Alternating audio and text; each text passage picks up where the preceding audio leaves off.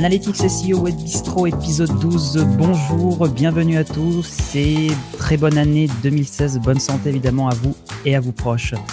Premier épisode donc de cette année 2016 et aujourd'hui on va parler migration. Alors migration ça peut être de plusieurs manières, ça peut être une migration graphique, un changement d'URL, ça peut être tout simplement quelques améliorations, mais cela implique effectivement certaines conséquences. Donc il y a des astuces et évidemment des erreurs à éviter.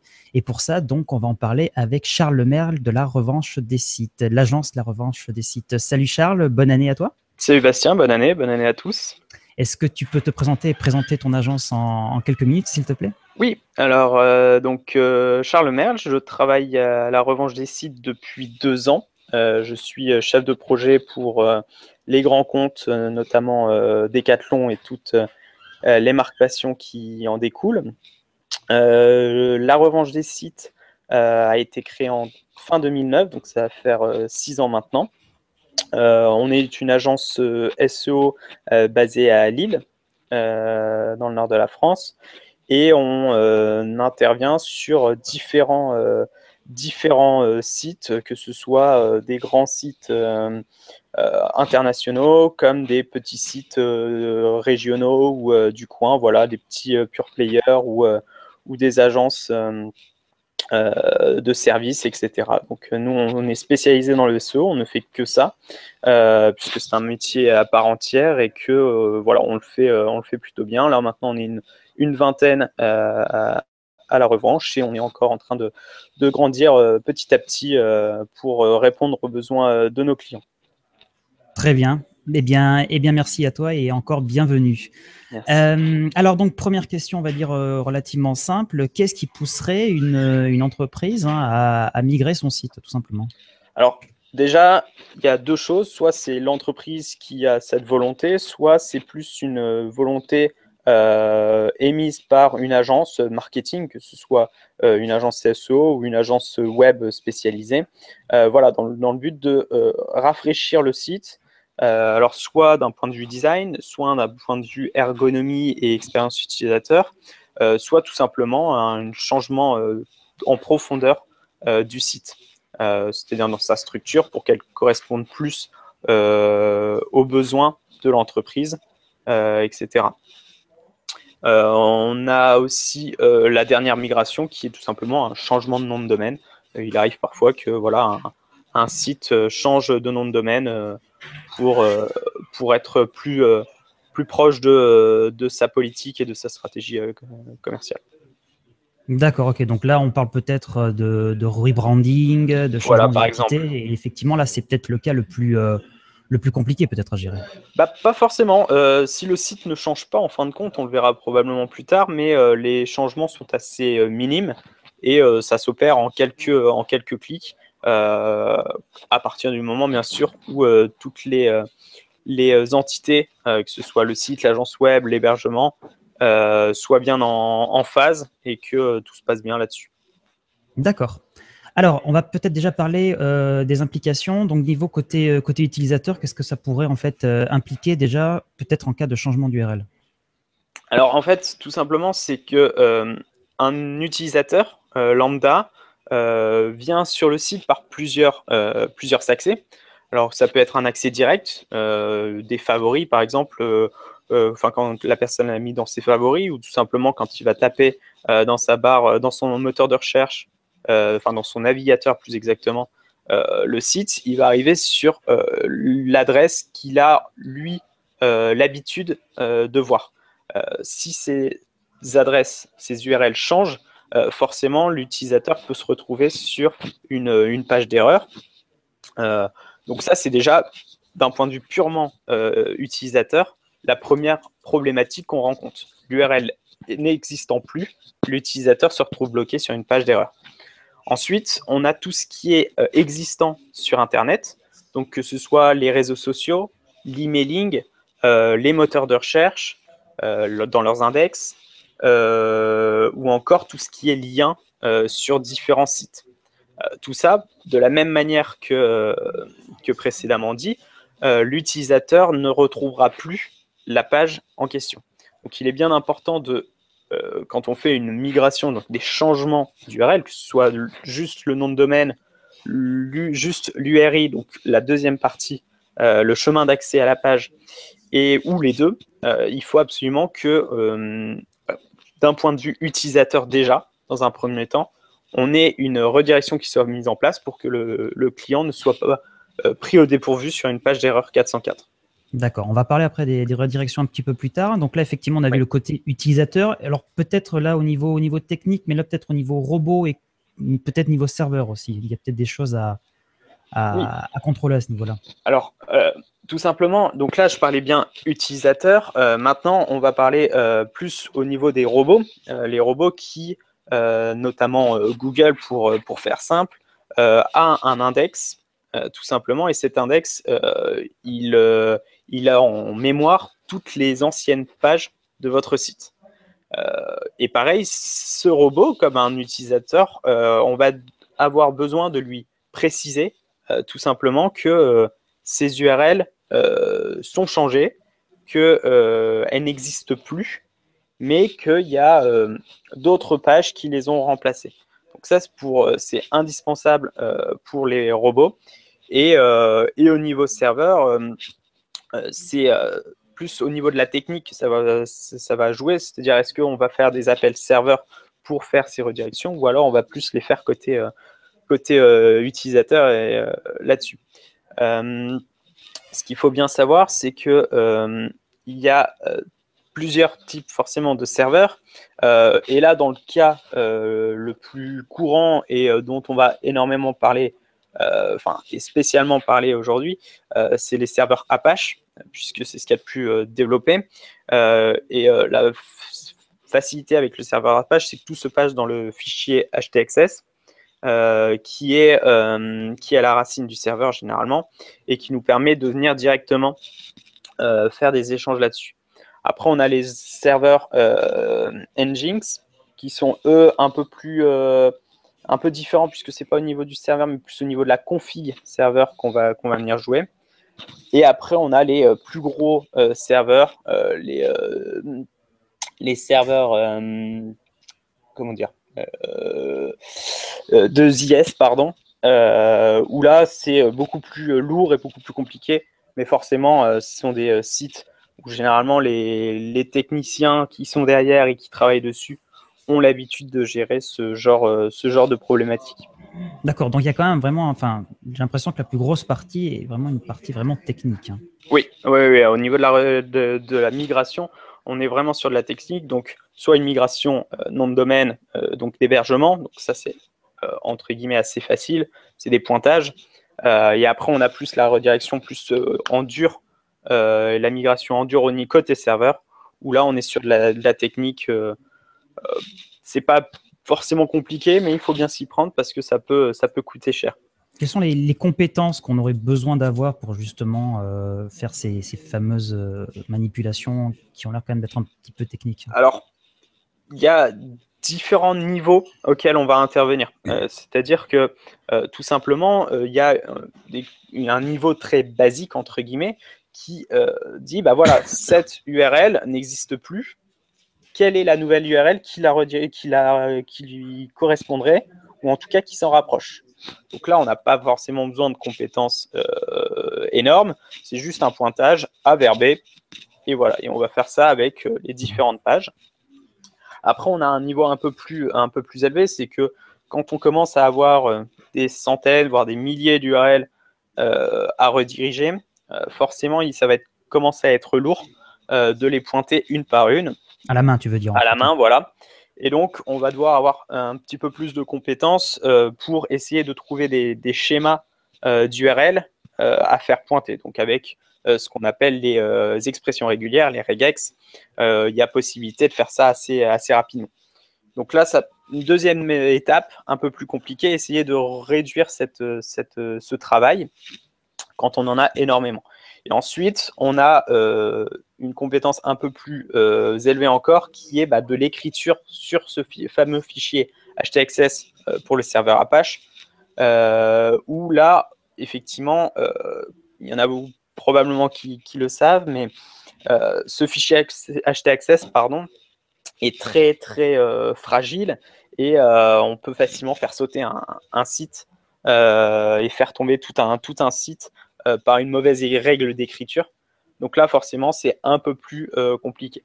Donc ça, c'est tout ce qui se passe côté client, entre guillemets, et plus côté serveur. Là, on va avoir des compétences qui sont plus au niveau de l'hébergement directement, où là, bon, c'est pas forcément compliqué selon forcément la taille du site et les implications qui sont derrière, etc. Mais voilà, on a des compétences qui sont plus chez l'hébergeur là-bas, qui font ça très bien. Ce qu'il faut surtout, la principale compétence dont on a besoin, c'est de la rigueur et de la méthodologie. D'accord. Parfait. Alors, donc, si on devait résumer, on va dire, avec une simple checklist, les étapes en fait d'une migration, si tu devais le résumer en 5 points, peut-être, lesquels ce seraient? Alors, déjà, la première chose à se poser comme question, c'est est-ce que j'ai vraiment besoin de changer mon site? En tout cas, est-ce que j'ai besoin de changer mes URL? Ça, c'est la première étape. Il faut que le client se pose. Enfin, le client, j'ai l'habitude, c'est défaut de professionnalisme, mais voilà, une personne qui a un site doit se poser. Ensuite, deuxième étape, c'est le matching des URL entre elles. Voilà, A vers B, etc. Troisième étape, la mise en place sur le serveur et tout ce qui implique en termes comment dire, d'hébergement, etc. Et je pense que... Après, je t'ai dit 5, mais 3, ça peut être, Ouais, ça peut être c'est suffisant, ce hein. que je suis en train de réfléchir. Si, ensuite, si, il y a forcément l'étape de la mise en place sur le serveur et de la vérification. Puisque là, on peut avoir des belles surprises au moment de la mise en place là-dessus. Après, là, je dis ça, c'est quand on a un site dédié là-dessus. Maintenant, avec les CMS, je pense à Magento, je pense à Drupal même, Presta et WordPress, les 4 principaux CMS les plus utilisés. On a la possibilité de chanter cette partie serveur et de le faire côté client. Et directement, il y a des modules et des add-ons, etc., qui permettent de faire ça assez facilement sans avoir de compétences très techniques derrière. Tu veux dire qu'on peut gérer tout ce qui est redirection assez facilement depuis le back-office d'un PrestaShop, par exemple? Voilà. Alors, assez facilement si on a un petit site. Si ça commence à être un gros site, etc., un peu lourd, forcément, ça va demander... ça sera aussi facile, entre guillemets, sauf que au lieu d'avoir 100 URL, on va en avoir 100 000, donc ça va être un peu plus long à gérer, mais dans l'idée, c'est tout à fait possible là-dessus. D'accord. Je vais te poser une question qui ne sera absolument pas une question piège. Si j'ai, on va dire, 10 000 pages et j'ai pas vraiment envie de m'embêter et pas envie de perdre de temps, je fais une redirection de toutes mes anciennes URL vers la page d'accueil. Est-ce que tu serais d'accord avec moi? Alors moi, d'un point de vue SEO, je vais pas être super d'accord. En fait, l'idée, c'est quoi? C'est que quand on fait des redirections, j'ai beaucoup parlé côté utilisateur et au niveau des robots, etc., pour mettre à jour cet index. Mais ce qu'il faut savoir, c'est que Google, lui, quand on lui dit cette page n'existe plus, mais c'est celle-là qui prend le relais, il va accorder le positionnement de l'ancienne page à la nouvelle, ou du moins il va le prendre en compte. Ce qui fait qu'on va avoir des variations de positionnement dans les résultats de Google qui seront assez faibles sur une migration. Donc si on dit à Google, voilà, toutes mes pages de l'ancien site pointent vers la homepage du nouveau, on risque de perdre ce positionnement et on risque de perdre le trafic associé à ce positionnement. Donc ce qui est important de faire, et nous ce qu'on fait, c'est que généralement on récupère les pages qui génèrent le plus de trafic SEO et on redirige ces pages-là spécifiquement une par une. Donc généralement c'est la règle des 80-20, hein, c'est-à-dire que 80% du trafic est généré par 20% des pages. Et encore, généralement c'est moins. Donc on va même jusqu'à 90-95% du trafic qui est généré par 5% des pages. Donc, ces 5% de pages importantes pour le trafic, on va les rediriger manuellement. Et par contre, après, les milliers d'autres pages, là, effectivement, on va pouvoir faire des redirections massives vers la homepage ou par exemple, vers une page catégorie associée pour un e-commerce. Généralement, si l'URL, l'ancienne URL, est bien faite et qu'on arrive à aller récupérer des mots-clés, je ne sais pas, par exemple, j'ai un produit table qui est dans le répertoire salon slash table, eh ben, je vais pouvoir dire, voilà, toutes les pages qui comprennent salon et table, tu me la rediriges vers la nouvelle page catégorie salon table. Et voilà, comme ça, on va pouvoir faire des raccourcis et éviter de tout renvoyer vers la homepage parce que c'est pas ce que les moteurs de recherche préfèrent. Mais voilà. D'accord. Alors justement, tu as tout rediriger vers la homepage, hein, donc c'est une mauvaise idée. Oui. Donc là, tu as parlé effectivement d'une perte de trafic SEO. Donc effectivement, parce que tu as expliqué donc, effectivement, que les URL allaient changer, du coup il peut y avoir effectivement des variations de position, donc de potentiel de trafic. Oui. Est-ce qu'il peut y avoir d'autres pertes de trafic sur d'autres leviers, pardon, comme je pense par exemple à tout ce qui va être peut-être du Google Shopping.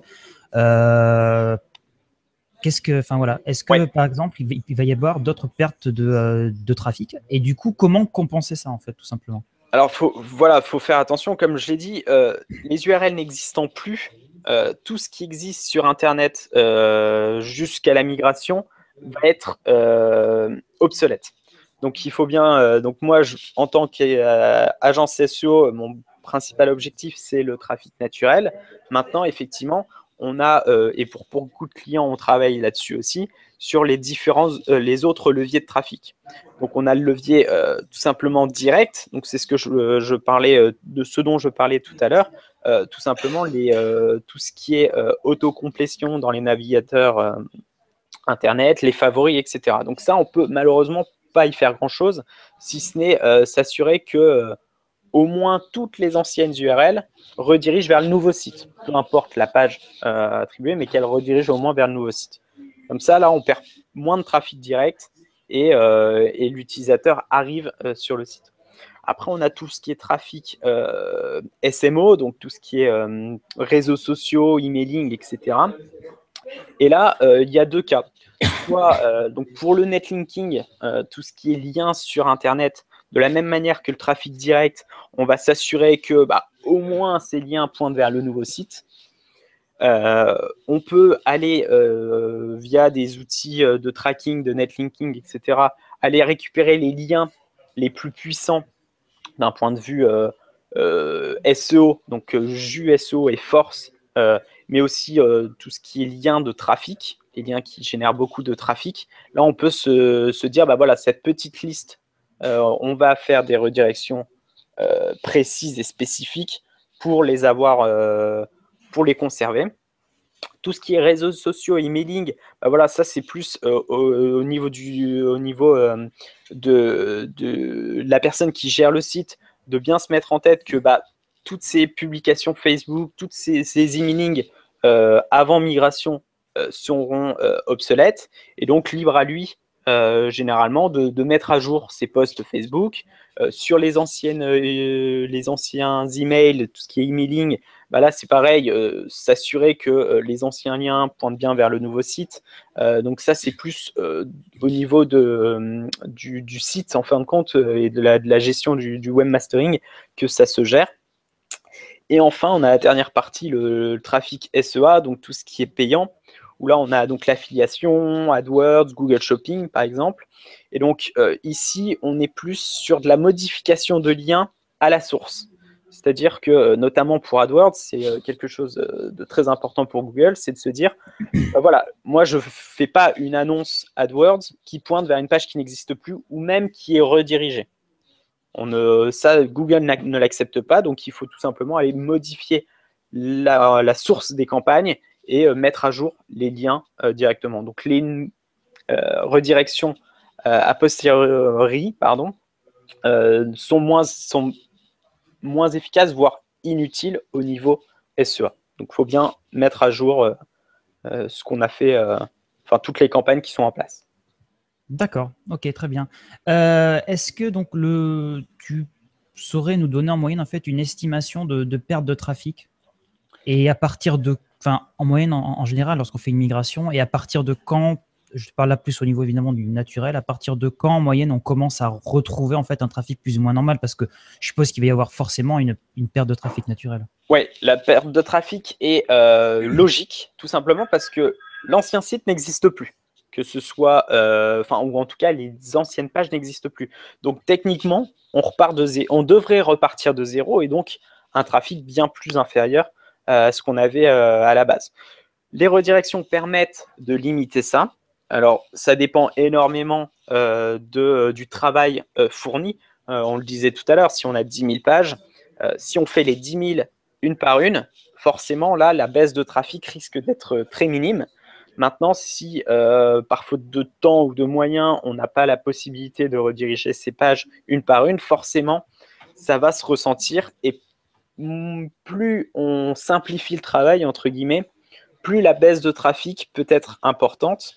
Maintenant, à partir du moment où toutes les pages, au moins toutes les URL, soient redirigées vers le nouveau site, peu importe si les pages sont associées et ont un lien entre elles, on limite quand même énormément la baisse de trafic. Je ne peux pas te donner de chiffres a priori parce que c'est compliqué, ça dépend du site, ça dépend de son positionnement. Forcément, un site qui était mal positionné. Est-ce que tu pourrais nous donner un exemple de migration que tu as faite et à partir de combien de temps tu as retrouvé un trafic, on va dire, classique avant la migration?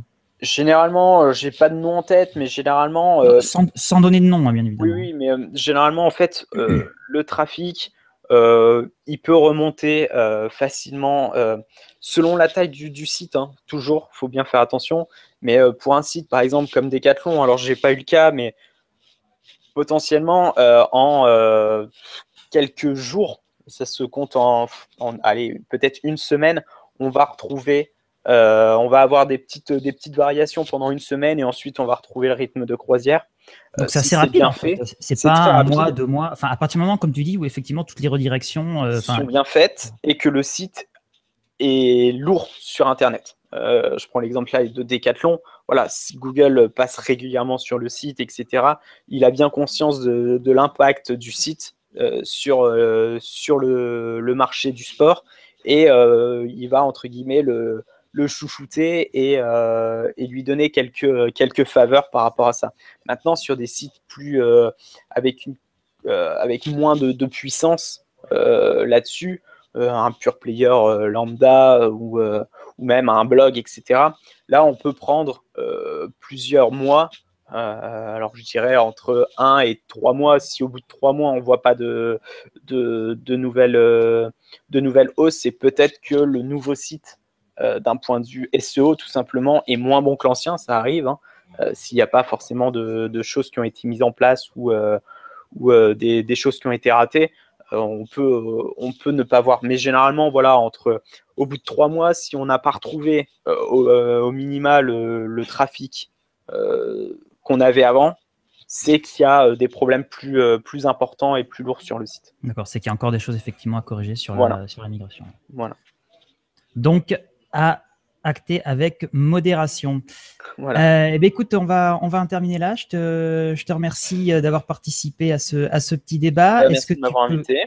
Est-ce que tu peux nous rappeler où est-ce qu'on peut vous trouver, s'il te plaît?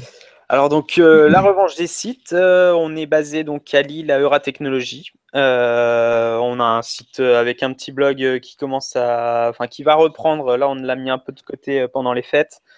Qui va reprendre, donc c'est sur de l'actualité SEO notamment et donc voilà, si vous avez besoin de nous contacter sur le site, donc c'est la-revanche-des-sites.fr. D'accord. Voilà. Et sur Twitter peut-être? Sur Twitter probablement. Toi personnellement? La revanche des sites. Alors moi j'ai pas de compte perso là-dessus. Va falloir que je m'y mette un jour. Mais sinon, la revanche des sites, vous allez trouver rapidement. Très bien. Merci encore à toi. Merci beaucoup. Quant à moi, je vous remercie tous d'avoir regardé ce podcast. N'hésitez pas bien évidemment à partager sur les réseaux sociaux ou alors à commenter, à noter bien évidemment cela sur iTunes si besoin. Encore une fois, très bonne année 2016 à vous tous. Merci à tous et au revoir à la prochaine fois.